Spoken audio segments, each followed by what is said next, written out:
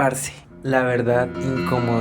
La gente es súper criticona, siempre tiene algo que decir. Siempre encuentran un pero en todo. Pero, ¿sabes cuál es el problema? No es el miedo, es la gente. La gente nunca critica porque puedas fallar. La gente critica porque tú puedes llegar a lograr lo que ellos no han logrado. Cuando ven que tienes una idea grande, que estás creciendo o que te atreves a hacer lo que ellos no se atreven, solo opinan. Y hay una sola verdad, de 100 personas, solo dos te van a apoyar. Y las otras 98 solo van a estar en los comentarios. Y precisamente los comentarios no construyen ese negocio o esa gran idea. No pagan tus metas y mucho menos te van a dar de comer.